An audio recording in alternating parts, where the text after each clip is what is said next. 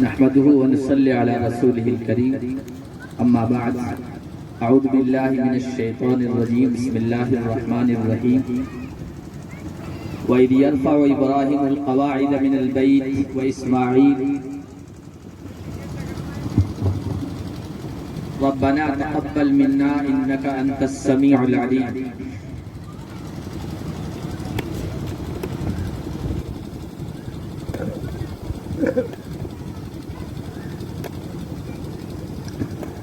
وقال النبي صلى الله عليه وسلم إن الله لا يقبل من العمل إلا ما ابتغي به وجهه أو كما قال النبي صلى الله عليه وسلم. آج کی اس بابرکت مجلس کے سرپرست ہم سب کے بزرگ حضرت مولانا محمد ایوب صاحب ٹونک سے تشریف لائے ہوئے ہمارے رفیق درس مفتی قاضی محمد عادل صاحب ندوی، بیاور سے تشریف لائے ہوئے مفتی سالم صاحب اویسی، اور اسٹیج پر تشریف فرما دیگر علماء کرام اور دینی جذبہ رکھنے والے عزیز دوستوں، بھائیوں، بزرگوں،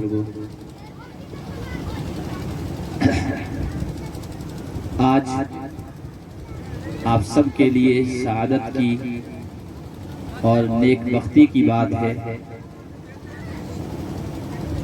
کہ ایک دینی مرکز کی ہدایت کے سرچشمہ کی بنیاد رکھی جا رہی ہے. یہ بنیاد صرف اینٹ، پتھر، گارے کی بنیاد نہیں ہے بلکہ دینی فکروں کی بنیاد ہے. اشاعت اسلام، پیغام اسلام کو پھیلانے کی بنیاد ہے، دین کی حفاظت کی فکروں کی بنیاد ہے اور قرآن و سنت کو زندہ کرنے کی بنیاد رکھی جا رہی ہے. اس موقع پر اسی کی مناسبت سے قرآن کریم کی پہلے پارے کی ایک آیت میں نے آپ کے سامنے تلاوت کی ہے. آج کل جو دن چل رہے ہیں وہ اسی کی یادگار. سیدنا ابراہیم علیہ السلام اور ان کے فرزند حضرت اسماعیل علیہ السلام کا تذکرہ ان آیتوں میں کیا گیا ہے، اور حج کے جو دن چل رہے ہیں یہ حج بھی حضرت ابراہیم اور اسماعیل کی یادگاروں میں سے.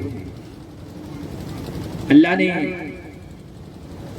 فرمایا کہ وہ وقت یاد کرو جبکہ ابراہیم بیت اللہ کی بنیادوں کو اٹھا رہے تھے اور ان کے ساتھ اسماعیل بھی.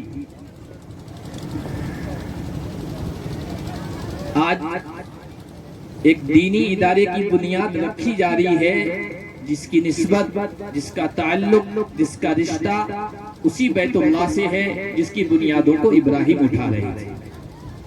اس موقع پر ہمیں کن باتوں کو سامنے رکھنا ہے، ہمارے ذہن میں، دماغ میں کیا بات ہونی چاہیے، وہ ان آیات کی روشنی میں ہمیں ملتا ہے. سب سے پہلی بات جو ان آیات کی روشنی میں ہمیں ملتی ہے وہ یہ ہے کہ جب بھی کسی کام کا آغاز کیا جائے، کوئی کام کیا جائے، تو اس بات کی فکر کی جائے کہ وہ کام اللہ تعالیٰ کی نگاہ میں مقبول ہو جائے. دنیا والوں کی نگاہ میں وہ اچھا لگنے لگ جائے، عوام الناس کی نگاہوں میں وہ اچھا لگنے لگ جائے، لوگ اسے پسند کرنے لگ جائیں، یہ الگ بات ہے. اللہ پسند کر لے یہ اہم بات. اور کام کتنا بھی عظیم الشان کیوں نہ ہو، بڑا کیوں نہ ہو، اللہ کی نگاہ میں مقبول نہیں ہے تو اس کام کی کوئی حیثیت نہیں ہے. اس لیے دیکھیے ابراہیم خلیل اللہ کس چیز کی بنیادوں کو اٹھا رہے ہیں؟ اللہ کے گھر کی بنیادوں کو اٹھا رہے ہیں. وہ اللہ کا گھر جو اس دھرتی پر سب سے پہلے رکھا گیا، بنایا گیا، تعمیر کیا گیا، جس کے بارے میں کہا گیا وہ ہدی للناس، لوگوں کی ہدایت کا کام کرے گا، لوگوں کے لیے ہدایت کا ذریعہ بنے گا۔ اتنا عظیم الشان کام ہے، اور ابراہیم علیہ السلام وہ کرنے کے بعد کیا دعا کر رہے ہیں؟ ربنا تقبل منا انک انت السمیع العلیم، پروردگار ہماری طرف سے، باپ بیٹے کی طرف سے اس عمل کو، اس کام کو تو قبول فرما۔ ہمارے ایک بزرگ گزرے ہیں، سلف گزرے ہیں، وہیب ابن ورد رحمت اللہ علیہ، ان کے بارے میں آتا ہے جب وہ اس آیت سے گزرتے تھے، اس آیت کی تلاوت کرتے تھے تو روتے تھے، اس آیت کو تلاوت کرتے ہوئے روتے تھے اور کہتے تھے انظروا خلیل الرحمن یبنی بیت الرحمن ویقول ربنا تقبل منا انک انت السمیع العلیم فکیف بغیرہ۔ دیکھو رحمان کا دوست ہے، خلیل الرحمن ابراہیم ہے، قربانی دینے والا بندہ ہے، جد الانبیاء مجدد الانبیاء ہے، جن کی نسل سے ہزارہ ہزار نبی آئے ہیں، رحمان کا پسندیدہ بندہ ہے، رحمان کے گھر کی بنیادوں کو اٹھا رہا ہے، اور اتنا عظیم الشان کام کرنے کے بعد کہہ رہا ہے پروردگار تیری نگاہ میں جچ جائے، تیری نگاہ میں مقبول ہو جائے، مولا کریم یہ میں تجھ سے مانگتا ہوں، درخواست کرتا ہوں۔ اس لیے ہم جو بھی کام کریں اس کے کرنے کے بعد اللہ تعالیٰ کی بارگاہ میں درخواست کریں، دعا کے لیے ہاتھ اٹھائیں، پروردگار اس کو قبول فرمائے۔ پروردگار کی نگاہوں میں جو کام جچ جائے وہ معمولی بھی ہوگا تو وہ عظیم الشان ہوگا، اور بڑے سے بڑا کام ہو اور اللہ کی نگاہوں سے ٹھکرا دیا جائے، بارگاہ سے ٹھکرا دیا جائے تو اس کام کی کوئی حیثیت نہیں ہوگی۔ اس لیے اس موقع پر ہمیں بھی اللہ کی بارگاہ میں ہاتھ اٹھانے ہیں اور اللہ سے مانگنا ہے، اللہ تو قبول فرما لے۔ حضرت ابو دردہ رضی اللہ تعالیٰ عنہ فرمایا کرتے تھے کہ لَأَن يَتَقَبَّلَ اللَّهُ مِنِّي رَكَعَةً وَاحِدَةً أَحَبُّ إِلَيَّ مِنَ الدُّنْيَا وَمَا فِيهَا۔ اگر اللہ تعالیٰ مجھے یقین ہو جائے لَأَنْ أَسْتَيْقَنَ أَنَّ اللَّهَ يَتَقَبَّلُ مِنِّي، اگر مجھے یقین ہو جائے کہ اللہ تعالیٰ نے میری دنیا کی، میری زندگی کی تمام عبادتوں میں سے، نمازوں میں سے صرف ایک رکعت قبول فرما لی ہے تو وہ ایک رکعت دنیا اور دنیا کے سارے خزانوں سے زیادہ مجھے محبوب اور پسندیدہ۔ اس لیے داماد رسول شیر خدا حضرت علی رضی اللہ تعالیٰ عنہ فرمایا کرتے تھے کونوا لقبول العمل اشد اہتماما من العمل، کام کی فکر سے زیادہ تمہیں اس کی فکر کرنی چاہیے کہ کام اللہ کی نگاہ میں مقبول ہو جائے۔ تو سب سے پہلے ہمیں یہ دعا کرنا ہے، اس کی فکر کرنا ہے، اللہ تو قبول فرما لے، ہم نے قدم اٹھا لیا ہے، ہم نے اپنی طرف سے کوشش کر دی ہے، تیری بارگاہ میں مقبول ہو جائے، ہم تجھ سے درخواست کرتے ہیں۔ آگے حضرت ابراہیم علیہ السلام نے اس کے بعد دوسرا جو کام کیا ہے وہ یہ کام کیا ہے ربنا وجعلنا مسلمین لک ومن ذریتنا امتا مسلمتا لک، پروردگار مجھ باپ کو، میرے بیٹے اسماعیل کو اپنا فرما بردار بنا دے، اور ہماری آنے والی نسل کو بھی تیرا فرما بردار بنا دے۔ یہ اس بات کی فکر ہے کہ اللہ کے نیک بندے صرف اپنی فکر نہیں کرتے ہیں، اپنی آنے والی نسلوں کی بھی فکر کرتے ہیں۔ اللہ کے نیک بندے ٹھیک ہے، دنیا ہے، دنیا کے تقاضے ہیں، دنیا کی خواہشات ہیں، دنیا کے اسباب ہیں، ان کا ہونا بھی ضروری ہے، دنیا اور زندگی بسر کرنے کے لیے اس کی بھی فکر کی ہے، لیکن اس سے زیادہ دین کی فکر کی ہے، عقیدے کی فکر کی ہے، اللہ کی اطاعت و فرما برداری کی فکر کی ہے۔ حضرت ابراہیم علیہ السلام نے جو پہلے دعا کی تو اس موقع پر یہ بھی کہا تھا پروردگار میں اپنی اولاد کو یہاں بسا کے جا رہا ہوں، اس شہر کو اطمینان والا، امن و چین سکون والا بنا دے اور ان کو پھلوں کی روزی دے دے۔ دنیا بھی مانگی ہے لیکن اللہ والے دنیا سے زیادہ ان آنے والی نسلوں کی دین کی فکر کرتے ہیں، عقیدے کی فکر کرتے ہیں، وہ اللہ کے فرما بردار بن جائیں، اطاعت گزار بن جائیں، اس کی فکر کرتے ہیں۔ تو یہ دعا مانگی کہ وَمِن ذُرِّيَّتِنَا أُمَّةً مُسْلِمَةً لَكَ، ہماری آنے والی ذریت، آنے والی نسل میں تیری فرما بردار ذریت پیدا ہو۔ مولا کریم ہم تجھ سے یہ درخواست کرتے ہیں، اللہ کے نیک بندے، انبیاء، رسول، اولیاء اللہ کے پسندیدہ بندے جب اس دنیا سے جا رہے ہوتے ہیں، ہماری فکریں دنیا سے جاتے ہوئے کیا ہوتی ہیں؟ ہماری اولاد کی دنیا جہاں ہم چھوڑ کے جا رہے ہیں اس سے آگے ترقی کرے، خوشحال ہو، زیادہ بڑھوتری ہو، اس کی فکر کرتے ہیں۔ لیکن قرآن ہمیں یہ سکھاتا ہے کہ اللہ کے نیک بندے اپنی نسل کی دنیا کی فکر سے زیادہ ان کی آخرت کی اور عقیدے کی فکر کرتے ہیں۔ اسی لیے انہی آیات کے بعد اللہ تعالیٰ نے اس کا بھی ذکر کیا کہ یہ جو دعا کی ہے ابراہیم نے اور اسماعیل نے اپنے آنے والی نسلوں کے لیے، ان کے بعد جو لوگ آئے ہیں اللہ کے پسندیدہ بندے، انہوں نے بھی اسی کی فکر کی ہے۔ حضرت یعقوب علیہ السلام کا ذکر کیا کہ انہوں نے آخری وقت میں اپنے پورے خاندان کو جمع کیا اور ان سب کے سامنے یہ بات کی کہ ما تعبدون من بعدی، مجھے یہ فکر ستائے جا رہی ہے کہ میری آنے والی نسلوں تم عقیدہ توحید پر باقی رہو گے یا نہیں رہو گے، مجھے اس کا اطمینان دو۔ تو انہوں نے کہا کہ نعبد الہک و الہ آبائک ابراہیم و اسماعیل و اسحاق الہ واحدہ ونحن لہ مسلمون۔ ابا جان اطمینان سے اس دنیا سے جائیے، جس دین پر، جس فکر پر، جس توحید کے عقیدے پر آپ ہم کو چھوڑ کے جا رہے ہیں اور جس کی تربیت ہمیں دے کے جا رہے ہیں نا، ہم اسی پر جمے رہیں گے، ہم تیرے معبود کی عبادت کریں گے، تیرے آبا و اجداد ابراہیم، اسحاق، اسماعیل، ان کے الہ کی، ان کے معبود ہی کی عبادت کرتے رہیں گے۔ آپ بالکل بے فکر ہو کے اس دنیا سے جائیے۔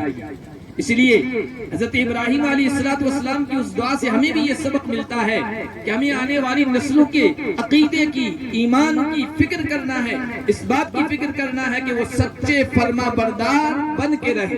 وَمِن ذُرِّيَّتِنَا أُمَّةً مُسْلِمَةً لَكَ، مسلمان کسے کہتے ہیں؟ مسلمان عربی لفظ ہے اسلام۔ اسلام کے معنی علماء کرام یہاں بیٹھے ہیں، اسلام کے اصل معنی آتے ہیں اونٹ کی ناک میں نکیل ڈالنا۔ اسلام کے اصل معنی آتے ہیں اونٹ کی ناک میں نکیل ڈالنا۔ اونٹ کی ناک میں نکیل جب ڈال دی جاتی ہے نا، اونٹ مکمل فرما بردار ہو جاتا ہے، وہ مکمل فرما بردار، حتیٰ کہ اس کی نکیل کہیں پڑی ہو اور چوہے کے منہ میں آ جائے اور چوہا اس کو لے کے چل پڑے نا تو اونٹ پیچھے پیچھے چل پڑے گا، اتنا فرما بردار ہو جاتا ہے۔ چھوٹا بچہ بھی اس کو کھینچے تو اس بچے کے پیچھے پیچھے چل پڑتا ہے۔ اسلام کا مطلب یہ ہے کہ ایک انسان اپنے آپ کو اللہ کے حوالے کر دے، اپنی مرضی اللہ کی مرضی کے سامنے ختم کر دے، اپنی خواہشات اللہ کی پسند کے آگے ختم کر دے، اللہ جو چاہے وہ کرے۔ اسلام کا مطلب یہ ہوتا ہے مکمل فرما بردار ہو جانا۔ تو کہا کہ آنے والی نسلیں آپ کی مکمل فرما بردار ہو۔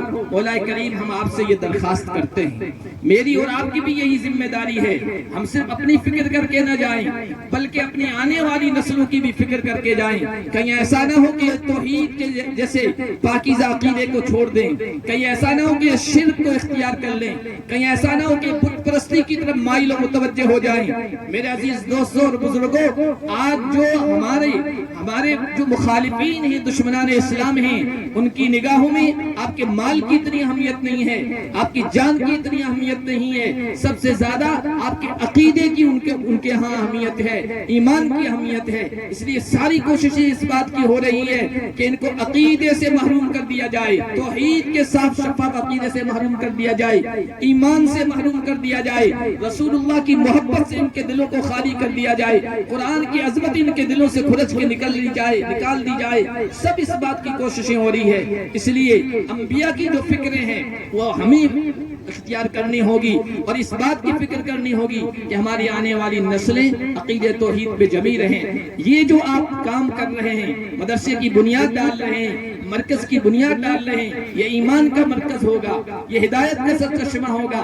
ابراہیم نے جس بیت اللہ کی بنیادوں کو اٹھایا تھا، قرآن اس کے بارے میں کہتا ہے وہ ھدی للعالمین یا ھدی للناس، وہ ساری دنیا کے لیے، سارے جہاں والوں کے لیے، لوگوں کے لیے ہدایت کا سرچشمہ بنا۔ یہ بھی انشاءاللہ آپ کی آنے والی نسلوں کے ایمان اور عقیدے کے تحفظ کا سرچشمہ بنے گا۔